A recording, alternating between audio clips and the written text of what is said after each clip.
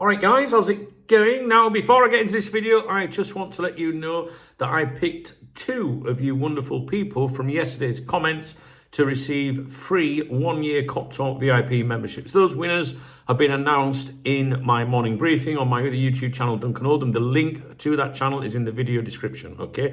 You don't have to watch all of the morning briefing. I wouldn't subject you to that.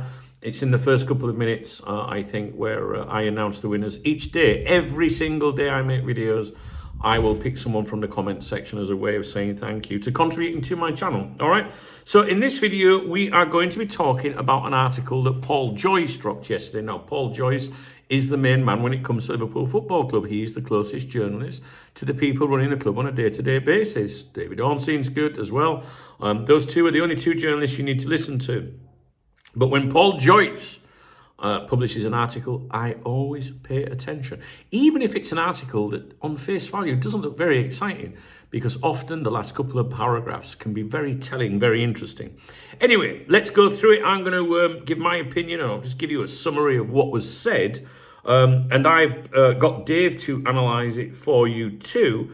For those of you that are new to my channel, Dave is my AI assistant that I have trained to analyse and study football news articles that I submit to him, along with any commentary and things like that. The journalists that write them, that post them, and also the platforms, the newspapers, the websites that push them on us. And Dave keeps a log of every key journalist. So like for Paul Joyce, we have a log of every single thing he said so that we can compare, we can look for changes, in mood and stance and contradictions when it's journalists that we don't trust. So he'll give his opinion as well. So basically, the headline is Marc Guéhi now in stronger position despite collapse of Liverpool move. Crystal Palace defender faces champions on Saturday after proposed move collapse, much to his dismay. But with other clubs circling, he could be spoilt for choice next summer. And basically, I'm not going to read it to you. I can't do that anyway. You're not supposed to do that. But, all the obvious things. He was on the verge of being the final piece of Liverpool's jigsaw when they agreed a £35 million fee.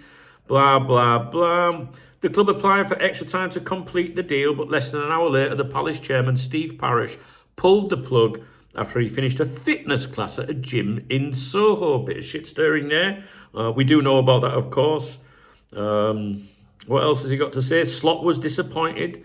Quote from Slot. Guéhi was fuming when he immediately left for England duty, starting in the wins over Andorra and Serbia. He has since made peace with the decision and delivered the same high level of performance in starting every club match, helping Palace remain unbeaten. Blah, blah, blah. Guéhi has emerged in a stronger position and will be hugely sought after as a free agent next summer, when he will be able to command a big wage and signing on fee.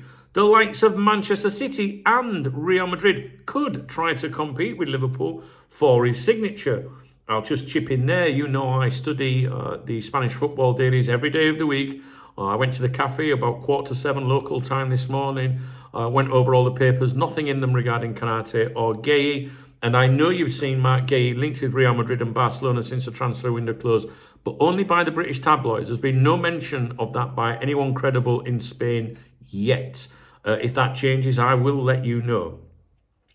Liverpool will not try to sign him in January, okay? As it's not their approach to pay a significant transfer fee 5 months before they can recruit a player for nothing. That is the most important part in this article. I'll explain something as well in a minute. That strategy seems unlikely to change even after their centre-back signed from Parma in the summer, Giovanni Leone, tore a cruciate ligament in his left knee this week. History shows they reacted to losing Virgil van Dijk, Joe Matip and Joe Gomez for the second half of the 2020-21 season by bringing in Ozan Kabak on loan and Ben Davies from Preston North End. Right. When I read that this morning, right, I shit you not, I couldn't remember us signing Ozan Kabak. I had to Google that name. And even when I looked at his image, I was like, I don't fucking remember him. What was that all about? I don't remember anything about him. I really don't. And I think it said he played 9 times for us. I thought, we must have brought someone in, and he was just a backup or somebody. He said he played 9 times for us. I genuinely don't remember him at all. Ben Davies, I do remember. It goes on to say Liverpool's strong hope, given that Guéhi had mentally joined them, is that nothing will change in his mind during the season and he will move to them next summer. Now, the article goes on and on. And it's, including further quotes from Slot and whatnot. And the breakdown from Dave's pretty good, if you just bear with me. What I wanted to say to you was, this article, I just want to remind you, this is Joyce doubling down on Liverpool will not bid for Guéhi in January. He also said that, or he first said that on the 7th of September. Could have been the 6th. I think it was the 7th.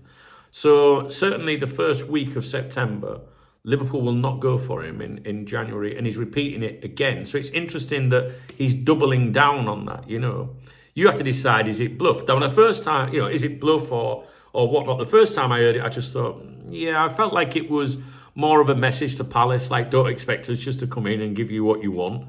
And obviously we've got this, this injury situation now, which might make Liverpool look more desperate. So again, out he comes and says, no, Liverpool won't be making a move for your player in January. It's whether you believe that or not,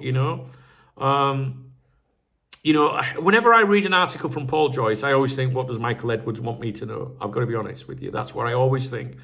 I get an article from Paul Joyce is the most excited I get. I review all these different things for you all the time. When I see one from Joyce, they're the ones that really interest me. Not so much Ornstein, but Joyce. Because like I say, I always think, what does Michael Edwards want me to know? What is the message? What is the club messaging? Is it propaganda? Who does it benefit? I always ask myself these things every single time. So he's doubling down on the not going for Guéhi. And that might be, that might be true, okay? Now, let's look and see what Dave's analysis is of it. A summary of key information re Guéhi. Okay, so here's a summary. Deadline day collapsed. Liverpool agreed the deal, blah, blah, blah. Guéhi in a London medical when Parish pulled out after failing to secure a replacement. Palace manager Glasner was reportedly ready to resign if Guéhi was sold against his wishes. This is stuff from the article. Guéhi's reaction, furious at first but knuckled down, started every game, captaincy reaffirmed, performances praised, Palace insisting he remains fully committed until he leaves. Liverpool's stance now won't return in January. Policy is not to spend big 5 months before a free transfer is possible. Even after Leone's cruciate ligament injury, that strategy seems unlikely to change. Instead, they may look to do a temporary fix if depth becomes a crisis. The historical example, Kabak and Davies, as we've just gone over. Liverpool's long-term hope, Guéhi had mentally joined them already. The expectation is he still wants Anfield in the summer of 2026. By then, Van Dijk will be 35. Kanate could have gone to Madrid on a free. Gomez is unreliable, harsh. And Leone recovering, as we know, out for the season.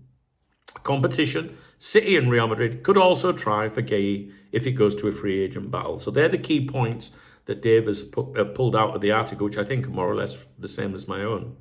So club messaging and subtext, public stance, the bluff, ?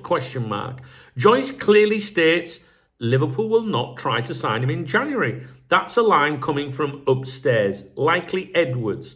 Is it absolute truth? Maybe, but it could also be positioning, telling Palace publicly there's no point trying to drag them into a January sale because Liverpool won't buy it. Joyce has doubled down on this line. He said it before, September 7th, that Liverpool won't make a move for Guéhi in January, and here he is repeating it. Reminder of precedent. Joyce slips in the Kabak Davies example from 2021. That's not accidental. It's a signal that if Liverpool do need a body, they'll patch it cheaply rather than spending big. Message to fans, don't expect a Guéhi U-turn in January. Pressure on Guéhi. The article frames him as already mentally joined Liverpool. That's a subtle way of keeping him tied to Anfield in the media, nudging him not to waver if City or Madrid come sniffing. Protecting the execs. Joyce emphasises that Liverpool were ready weeks before deadline day, but Palace ignored them until the last 2 days. That's deliberate. The club want it clear they weren't dithering. Palace were.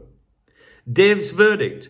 This isn't pure propaganda, but it's carefully managed narrative. It reassures fans. Don't expect Guéhi in January. We're sticking to our principles. We'll get him for free. It pressures Palace. You've blown your chance at a fee. He'll walk for nothing. It reinforces Liverpool's reputation. Discipline, not desperate, won't overpay. It ties Guéhi to Anfield. He had mentally joined us. Now it's just delayed. The key line is the one you flagged, Dunk. Strategy seems unlikely to change. That's Liverpool's way of drawing a red line. But it could just as easily be a negotiating bluff if injuries pile up. So that could be the actual stance right now. No, we're not going to go for him in January. It could be true. But it could also be a bit of bluff. Because if you think about it, Joyce is the unofficial mouthpiece for Michael Edwards and Richard Hughes, right? And, you know, he's putting that message out. He's doubling down on the, no, we're not going for him. He doesn't need, why does he need to double down on it? I mean, I guess it's fair to mention it because of the injury again. Like, nothing's changed. We're not desperate. But if there was further injuries, maybe. I don't know. What do you think? I'm not sure where I stand with it. I think because we're nowhere near the January transfer window, that I just think anything can happen, you know. Let's say Edward spoke to him and said, look, Paul, we're definitely not fucking doing it, mate. You can put that in print. I'm telling you right now, we're not doing it. Could change his mind later. I've stressed all day, all week to my friends that I'm not going out until 6 o'clock this evening. But when I've stopped recording this video, I might go, do you know what? Fuck it, I'm off. Yeah, so things can change, especially where alcohol's concerned and women. All right? So I don't know. I enjoyed reading the article. I love it. Kevin Keegan love it when Paul Joyce publishes an article. I like to see what he's got to say, and I think Dave's analysis there was fairly good. I'm not sure I've delivered it properly as good as I'd like to. I'm not feeling my videos a bit at the moment. I feel like I'm not doing a very good job, but I think it gives you an idea of what's in the article, what he said, and key points. And like Dave has come to the conclusion there, it's not club propaganda, as in, like, you know, heavy propaganda, but there is a narrative being set there via Joyce, and we know where it's coming from. All right, guys, I'll leave it with you. I would love to know what you think about things. So first of all, thumbs up the video if you appreciate the video. Drop me a comment. I appreciate your comments. Don't forget, I pick out a comment every day now from my videos, and, you know, to give a free membership away to the main site, VIP site. Yeah, I want to know what you think about that article. Do you think Liverpool will go for Guéhi? Do you think no, they don't? They're definitely not, Dunk. I believe it. I believe Joyce. Or are you more like me, that's like, I think it's too soon? You know, like maybe the intentions right now are not to go for him, to ignore that situation. But you know, if another player was injured, God forbid, at the back, then maybe they'd have to. What do you think? Whatever, Liverpool are not going to make it look to Palace that they're going to, you know, just go in and give them some money in January. And would Palace sell anyway? I don't know. I want your thoughts on it. Things change all the time.